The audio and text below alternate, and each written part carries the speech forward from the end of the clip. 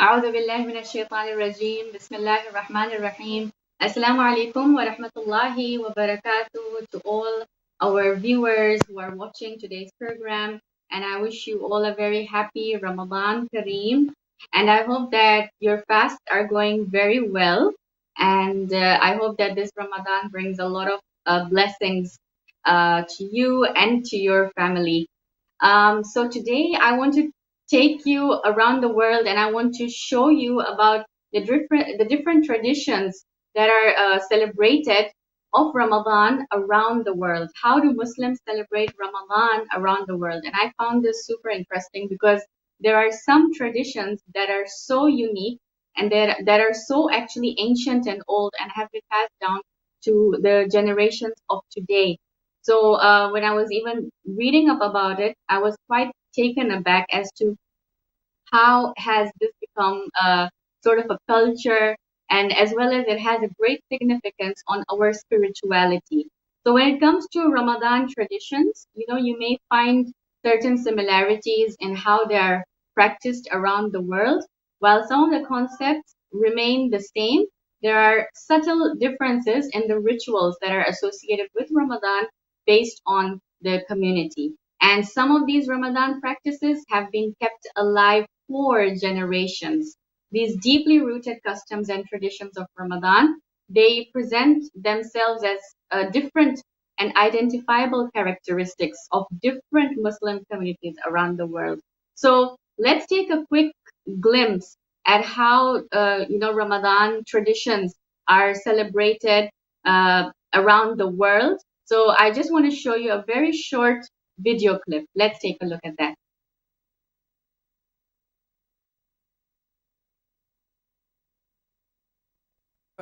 In addition to the rituals that include long communal prayers and iftar, Muslims also observe some traditions that are specific to the month and that vary from place to place. Here is a look at some Ramadan traditions from around the world. The holy month also brings unique Ramadan-specific dishes to the menus in several countries, like the Ramadan pide, a traditionally baked flatbread in Turkey with a handmade crisscross pattern that makes it unique. Similarly, penny, a kind of vermicelli that is fried and served in milk, is a popular traditional dish served for suhoor in Pakistan. Thanus, or the Ramadan lanterns, are brightly colored lamps that are known for their distinct designs.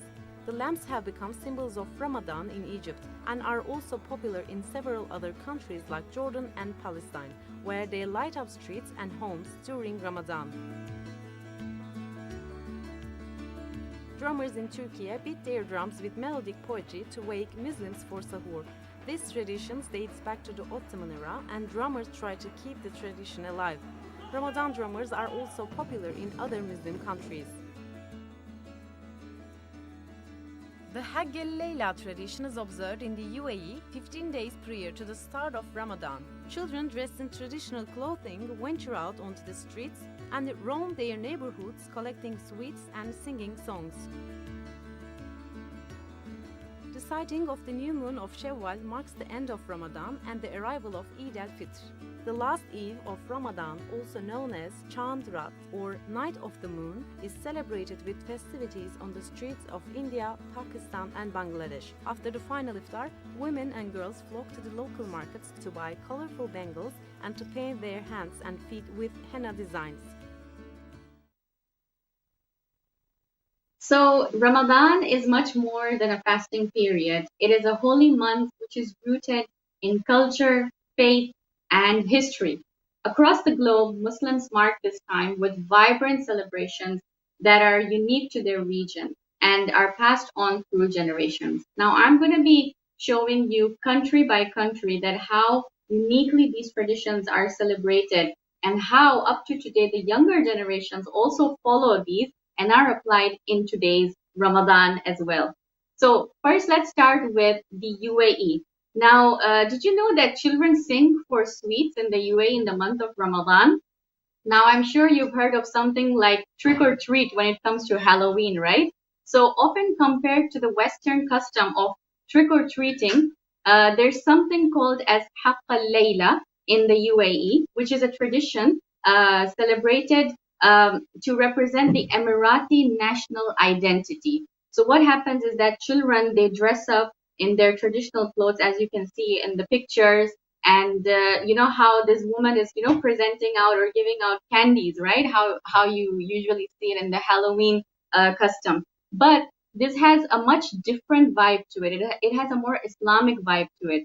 This celebration of the arrival of the holy month of Ramadan begins on the eve of 15th of Shaban, the Islamic month before Ramadan. That's right. So 2 weeks before the month of Ramadan, they already start spreading out this awareness. That's the basic purpose of the Haqqa Layla tradition, that the children want to spread awareness among the people about the importance of Ramadan.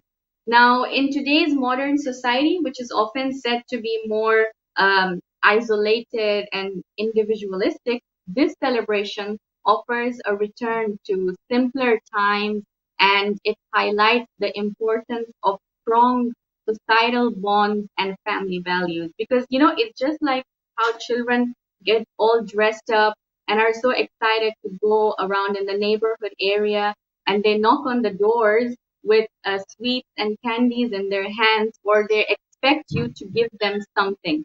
So over the years, this Haqqa Layla has become one of the most religiously practiced Ramadan traditions in the UAE.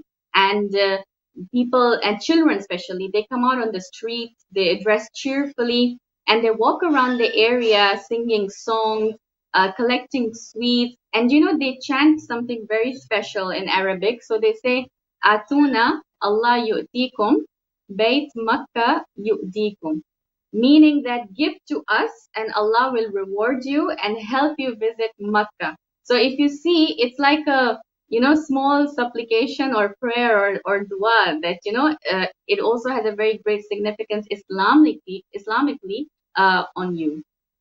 Now let's move on to the next image, the next picture, and let's see which country do we have next.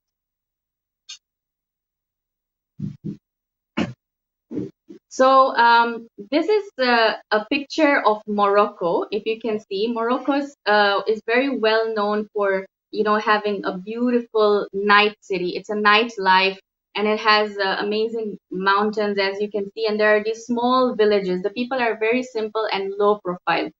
Now, during Ramadan, Morocco's neighborhoods are roamed by the Nafar, a town crier. I'm sure you've heard about town criers during the time of the Holy Prophet. And also, if you ever read history and geography, even in the British history or whichever history, when anybody wanted to pass on a news or report or pass on a message to somebody, so they would go around in the town, and that's how they would announce it. That was the olden days when people used to deliver messages in that way. So in Morocco, a town crier usually wears the traditional attire called the kandura, slippers, and a hat. Marks the start of dawn with his melody. Selected by the townspeople for his honesty and empathy, he walks down the street while blowing a horn to wake them up for suhoor. So for the Sehri time, that's how he goes around in town, and he blows the horn to wake these people up. That's also something very fascinating. Now, this tradition, which spread across the Middle East to Morocco, dates back to the 7th century, when a companion of Prophet Muhammad wasallam would roam the streets at dawn singing melodious prayers, meaning like, in a very beautiful voice, trying to, maybe recite like a prayer or call out. How the azan is, for example, but of course the azan is much different. This is something like when you want to call out people in a more melodious tune. So when the Nafar's music sweeps through the town, it is met with gratitude and thanks, and he's officially even compensated by the community on the last night of Ramadan. Now, even the sleepiest towns in Morocco wake up to the call of the Nafars during Ramadan. Similar to when I will be talking about the drummers in Turkey, and the Masaharati of Egypt, which inshallah we'll be showing you step by step. So it is the Nafars of Morocco that take the responsibility of waking the believers up for suhoor. And as I mentioned, they have a special traditional clothing, literally an attire, which represents and specifies in town that this is the person who walks around the entire town to wake people up. The sounds of these prayers sweep through the town, spreading an air of tranquility and gratitude as believers wake up from their slumber to prepare for the fast. It is undoubtedly one of the most beautiful Ramadan traditions in Morocco. So if you ever happen to visit Morocco during the month of Ramadan, I'm sure that you will come to see this beautiful sight. The townspeople usually select the most honest person from the community to, be this nuffer, to carry out this esteemed task. So on the last night of Ramadan, these men are officially compensated for upholding this Ramadan tradition in Morocco. Now, moving on to the next image, let's see which country do we have next for the unique tradition in Ramadan. So this is a famous one which you will find in Iraq. Did you know that there is this special game which is played in Iraq after iftar times, and it is something that has been carried on from their ancestors all the way up to date, and it's called Mahaibis. While waking up for suhoor is all important, there is no harm in having some light-hearted fun during the month of Ramadan. So, for example, even we have, light-hearted games, quiz programs after our iftar in our mosques, right? So, something similar, but this is a more outdoor sort of play. So, what happens is that after breaking the fast at sunset every day, the men in Iraq, they gather around the neighborhood for the game. So there are two groups. Each group consists of around 40 to 250 players at a time. Do you know what the game is all about? It's about hiding a ring. So the teams take turns to hide a ring. The game starts with the leader of one group discreetly passing the ring to one of his team members. These team members sit on the ground with their tight fists, okay, in their lap. Okay, so the other team has to guess which of the members has the ring. This game is more like it's like a hiding game. It's like a concealing deceit game. Yeah, so it's fun. It's simple yet interesting. So it might be taking a lot of time as well to figure out who has the ring, right? Because they have to figure out who's hiding the ring in their hands, right? So many players are there and teams. However, up to date, this game has been played in Iraq and has been passed down through generations in Iraq. Now, let's see the next one.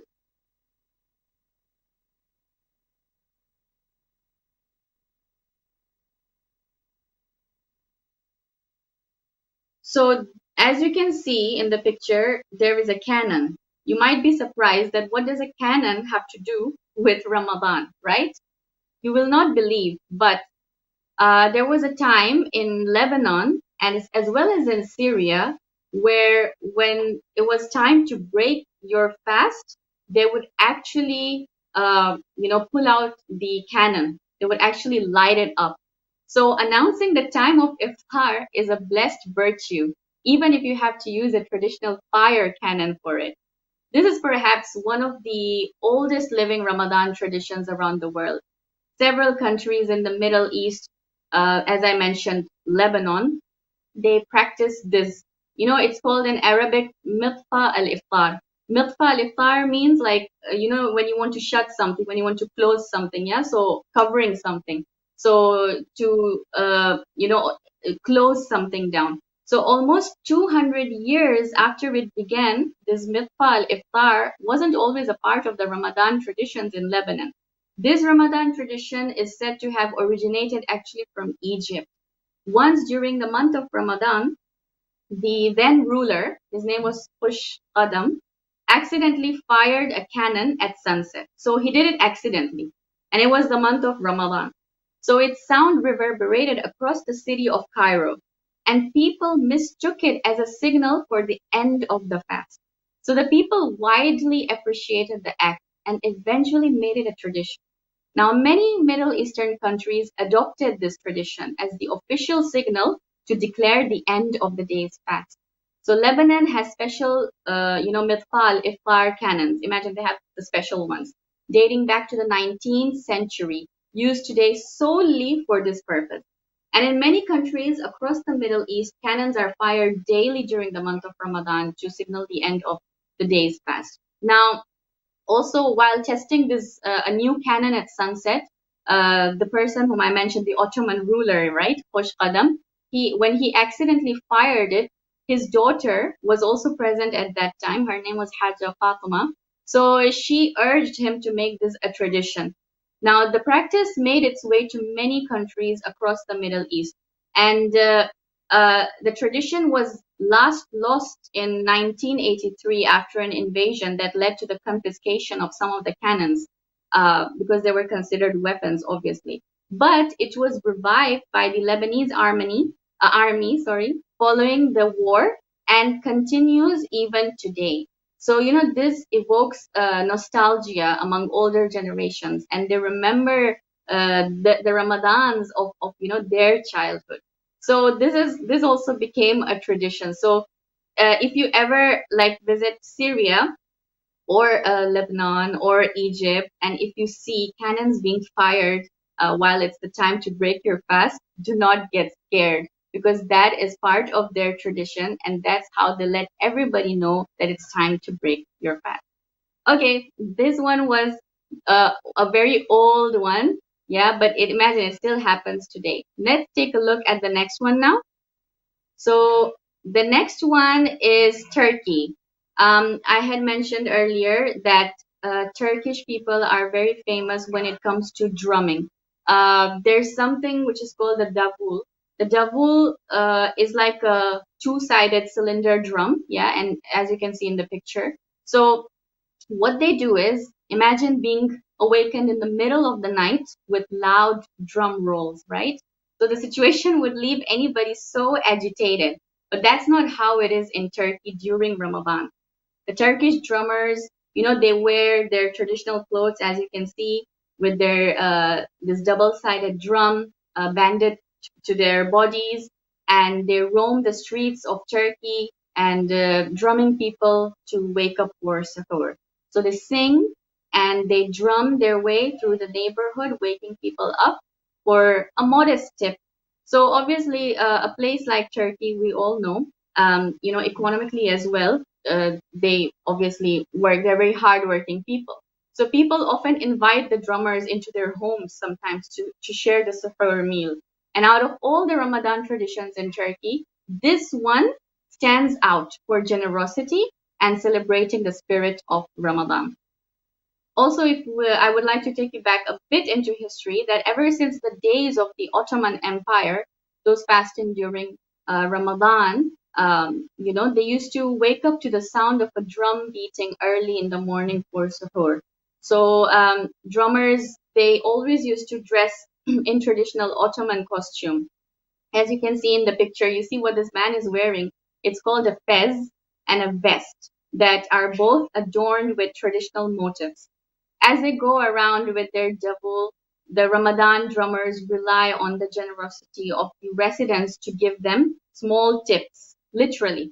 And this tip, is usually collected twice in the holy month, with many givers believing that they will receive some good luck in return for their kindness.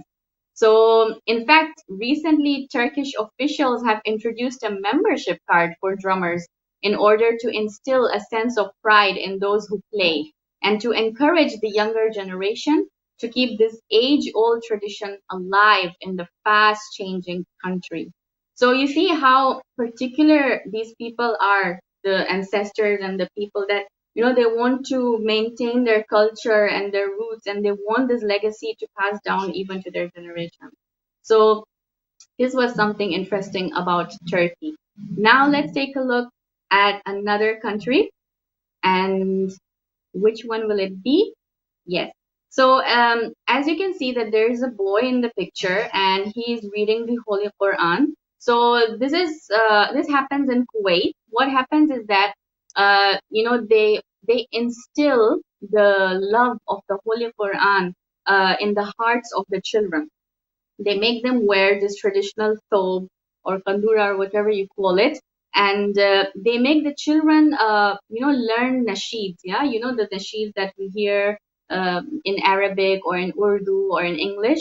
So they make the children learn those, memorize those, and it's all like very much related to the month of Ramadan. So it's like you're even teaching your child that this month you have to fast, you have to read the Holy Quran, and all of that. So that's also a bit like more of a training and a learning for the children in Kuwait. So this is how they, help their children to learn about the holy month of Ramadan. Now let's take a look at the next picture. So if you're looking at this image, I'm sure that you get a hint. These people are actually sightseeing, right? And what are they sightseeing? Obviously the moon. So, as the sighting of the new moon marks the end of Ramadan and the start of Eid al-Fitr, this is what happens when people, especially in South Africa, they are called the moon watchers. They usually stand out and look out for the moon of Eid. That's literally like everybody is so enthusiastic and eager to welcome, Eid al-Fitr. So moon watchers mark Eid al-Fitr in South Africa. And Muslims from across South Africa head to events in Cape Town, South Africa's so-called mother city, to search for the new moon. But only these people, you see, who are appointed by South Africa's Muslim Judicial Council can declare an official sighting. So this is actually very common around the world nowadays. I mean, even in our Muslim communities, we all know that we need to wait for someone who is on an official post to make that official announcement, right, of when the moon has been sighted, and that's when we know that okay, this is the first Shawwal, right? So now we can celebrate our Eid. So the moon must be spotted by the naked eye, and on a crystal clear night in whichever place you are. So, but this is something which is very unique, and it's a tradition that exists in Cape Town, so in South Africa. So, this is a tradition which is found in South Africa. Okay, next one is um, next country. Yeah. So, as you can see, these people are dressed up again in their traditional clothing. Can you guess who are these people and which country do they belong to? So these people are called the Roma Muslims, and they perform ballads in Albania in the month of Ramadan. What is a ballad?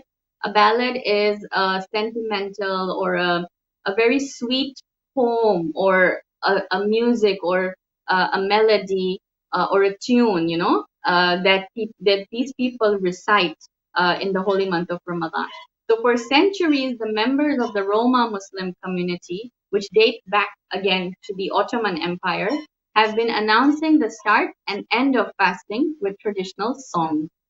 Every day for the month of Ramadan, they march up and down the streets playing a homemade double-ended cylinder drum covered in sheep or goat skin. And Muslim families often invite them inside their homes to play traditional ballads to celebrate the start of iftar.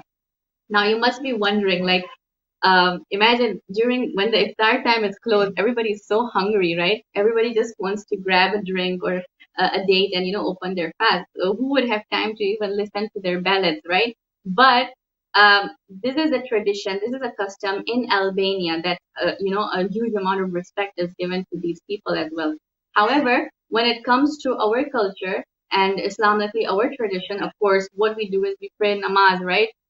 We have to, be prepared to open the fast. So first pray your Maghribain, or at least your Maghrib, and then, you open your fast or recite Quran, right? Or some du'as or supplications, right? So there is a bit of a subtle difference, as I mentioned in the beginning, but the spiritual intention is all the same.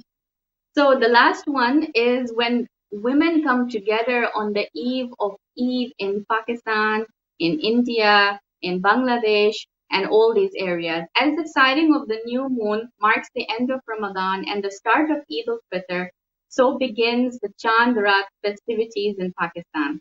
After their final iftar, um, women and girls, they flock to the local bazaars to buy colorful bangles and, to paint their hands and feet with intricate henna designs. So in light of this tradition, shopkeepers decorate their stalls and stay open until the early hours of the morning, literally. So local women set up, henna shops close to the jewelry stores so that they can attract customers shopping and to apply henna on the spot. And the atmosphere in the crowded markets on the this night, especially, which is called the Chandrak, is one of the community spirits. It's lively and it's jubilant in anticipation of Eid.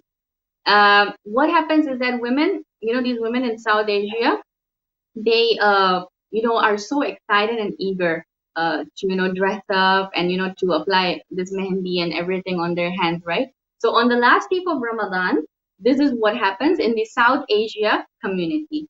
And people go out for last minute shopping and entertainment, and it is a very common spectacle in these countries to see such kind of entertainment and all of that.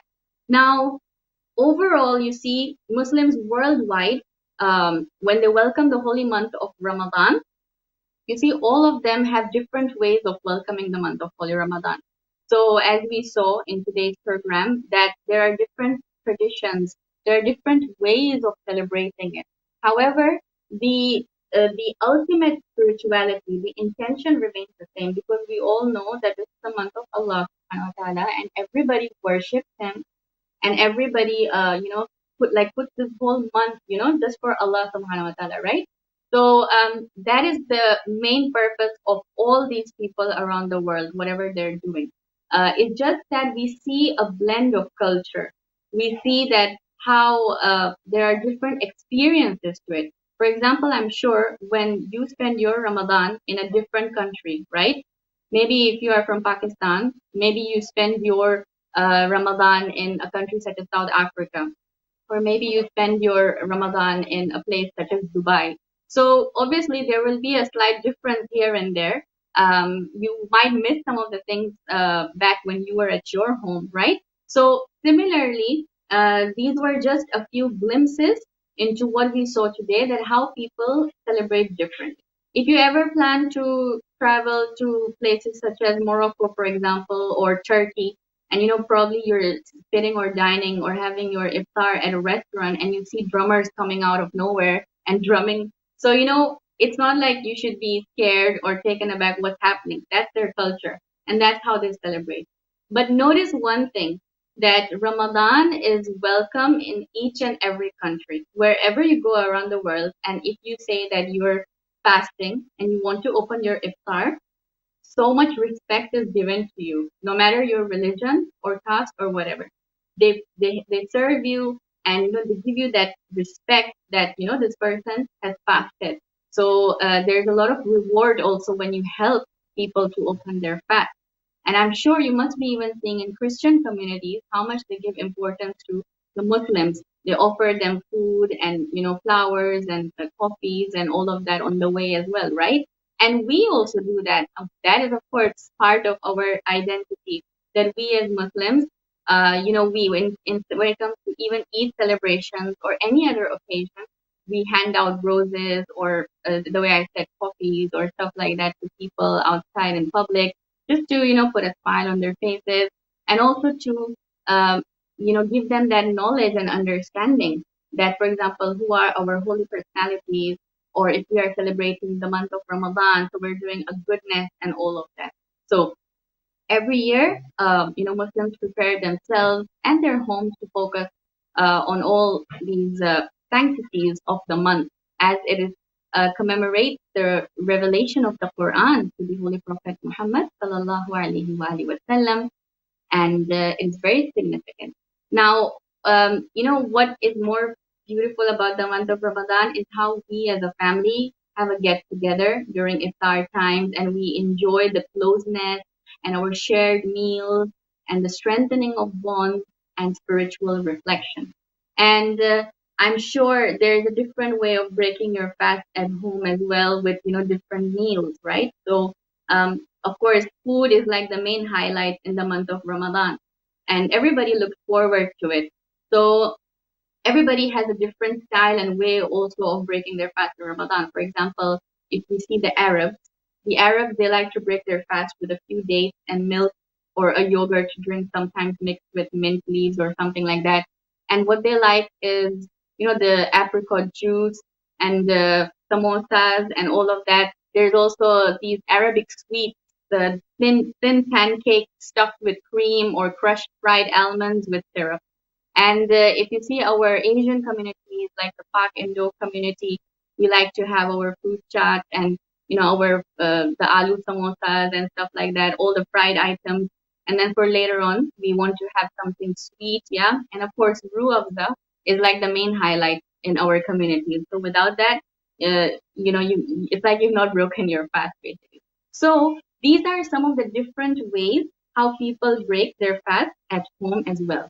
But the best part about it is that when you gather together as a family and how afterwards we go to mosque and we attend the du'as and supplications together and we are so engrossed together in the worship and ibadah of Allah subhanahu wa ta'ala.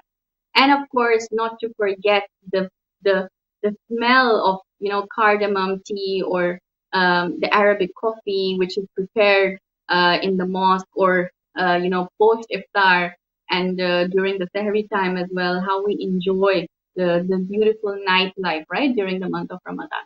So in all of this, on a very light-hearted note, make this Ramadan a very beautiful Ramadan for yourself and your family. Enjoy the positive bit of it, yeah, and also engage yourself in the ibadah and worship of Allah subhanahu wa ta'ala. So that way, Ramadan becomes a very fruitful month for each one of us. Thank you very much for tuning on today's program. I hope that this was a beneficial episode. And please do give feedback and comment on what topics can we have during the month of Ramadan and for any upcoming episodes. Thank you so much. This is your host, Sakina Habib, signing off. And have a blessed Ramadan. Jazakumullahu khairan. Wassalamu alaikum wa rahmatullahi wa barakatuh.